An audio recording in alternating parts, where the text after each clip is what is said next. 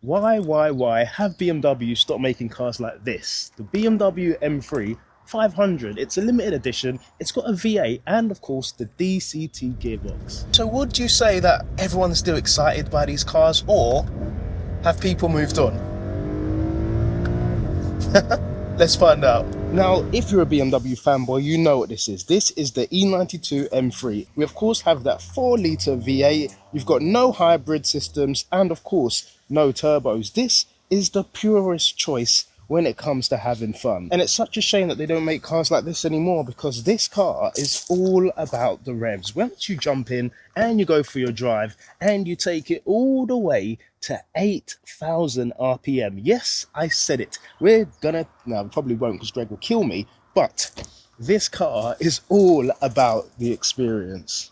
Now, this doesn't have anything fancy. No turbos, no hybrid systems, no E buttons, just you, the black stuff, and an M button, which we'll touch on in a bit.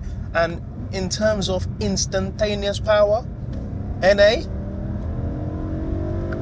that's what you get in every single gear. Put your foot down and it just goes. It's hungry. We hungry. Now, day-to-day driving, is that going to be a problem? No, because you press that button and it's slacking things off. And what I will say is this is the sort of car that you just want to keep going. Again, second gear, if we can slow it down to 30 miles an hour.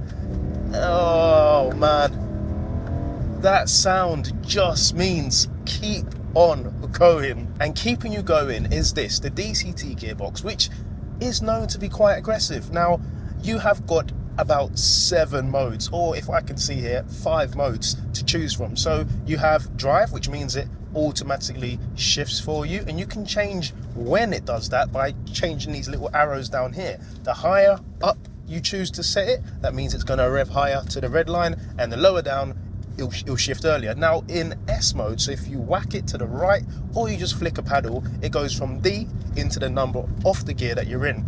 And I'm currently in 7th gear, cruising at around 35-40 miles an hour. And if I go down the gears, it is in M mode, which we'll touch on again in a bit.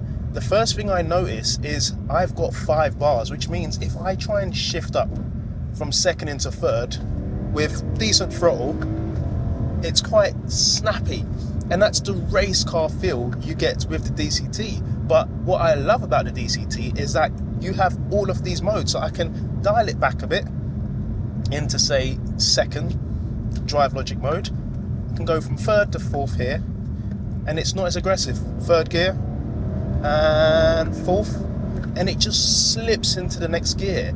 Now, the DCT does have a lot of bad comments about how aggressive it is, but the fact that you can adjust it, what are you talking about? That's what I'm saying. If you can adjust it, it's not going to be aggressive, and when you're on track, you want it in that mode, because the warmer it gets, obviously the slower the gearbox is going to be, especially if it's an old gearbox, not that this one is. And you can just ramp that all the way to the top and bang through the gears, especially on track. But for the road, 2 or 3, that's the sweet spot. And what I love is that even though we're cruising here at the speed limit, it soaks up the bumps relatively quite well. Again, this is an M car, it's not a standard 3 Series, so it's going to be a tad bit firmer. And even if we make a bit of progress on these roads, it still feels drivable. Sometimes you have these M cars that feel a bit too hard, or they're not really smooth and good to use day to day. This does it okay. Again, it's an M car, so for a sports car, I'll take this. And what I really love is that a press of this button wakes up the car, and even though the cabin is well built, because of course it's a German and it's a BMW, let's not just say it's a German, because not all Germans are good, but most of them are. And the engine noise, oh man, again, they don't make these sort of things anymore. You got hybrid systems, you got all of these emission laws. That is my cup of tea. Now in the heart of the beast we have this. This is the 4-litre V8, putting out 414 brake horsepower and 400 Newton meters of torque, again, paired to that DCT gearbox. Now, this car isn't about power and that big wave of torque, it's about how it makes you feel and how it gets the heart going. And this definitely does that. And one word I seem to say a lot when driving this car is that it just comes alive. So we're driving it here normally, and the car it's stiff in a good way. The steering is responsive, it's nice and controllable. Everything about this car is just But then when you press that M button, I think that M should really stand for Malive. So M because it's an M car, and A because the car comes alive, so let's call it Malive. That's quite embarrassing, but hopefully you guys don't notice that bit of stupid dad joke, whatever I just did, and take note of this. So second gear here, foot down. That's not the same car I was driving back there, and that's what I love about this. It goes from being nice and subdued to something that belongs on a racetrack, even though these roads are quite bumpy and very narrow. And although this is a slightly older car compared to the modern M cars we have now, one thing I will say is that it still has all the adjustability you could ask for. As I mentioned, you've got the gearbox speed you can adjust the damping speed, you can choose whether this M button does either MDM, which is your traction on and off, halfway house, and then you have DSC off, which is fully off. Don't use that unless you're a madman or a bad man. And then of course you have the Servotronic, which means the steering feel, and that is set into sport. You have normal or sport, just so it's a bit more weighted and a bit more direct. So in terms of setting this car up for you, it can be done. A lot of cars, for me anyway, I feel they fit a certain type of driver. This, thanks to this M setting that is on this car, and of course most M cars, there's no real excuse. Get this car and enjoy it. Now, in case I haven't mentioned it, this is a limited edition as well, so it's slightly different than the standard M3, although there's not a load of changes. It's mainly electrical, so the diff, and of course some visuals, starting with this frozen white paintwork, which in the sun just really pops out. And you also have this beautiful fox red leather, which with the black interior and the white paintwork, this is just spec goals. And talking of goals, if your goal is to have fun, then you can definitely do it in this, because this particular version here at FTR Performance actually has got the rod bearings done, and it's something that's quite common on going on these, so just when the mileage is high. And although the mileage isn't high on this, they've been done, so thumbs up, and it's ready to go. And when it comes to M cars from this generation, it's less about the car and more about the type of example you get.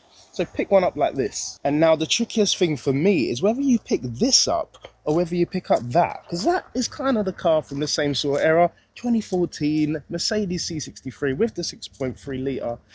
I don't know, that might sound better, but there's just something about how smooth and how sleek this looks. Personally, as a BMW fanboy, I'd say that with this engine, or rather this with that engine, but looks wise, especially in this paintwork, come on lads, you cannot deny this is the one.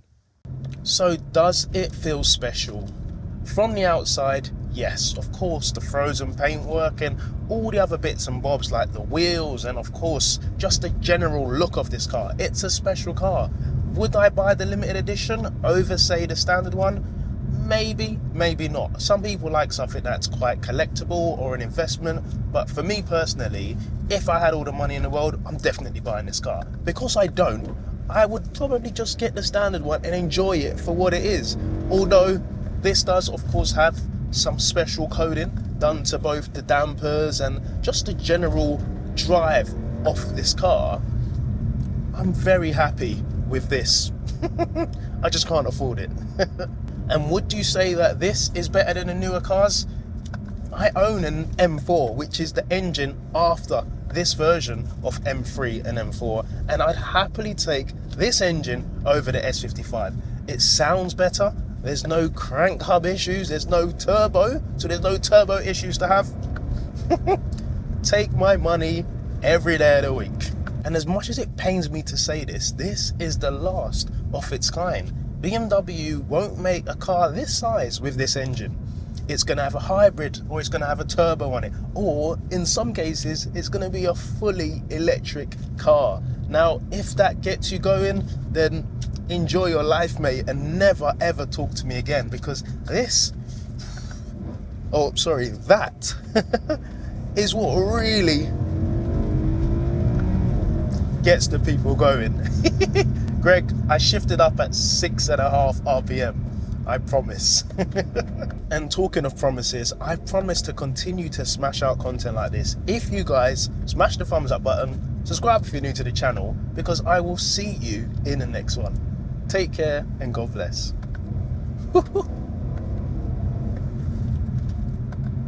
Talking of promises, I promised Greg I won't send it. Now the cameras are finished. Woo-hoo! No, I'm joking. Let's get back in one piece. And I don't want the fuel light to come on because then I'm going to have to fill it up. So let's just switch that back off.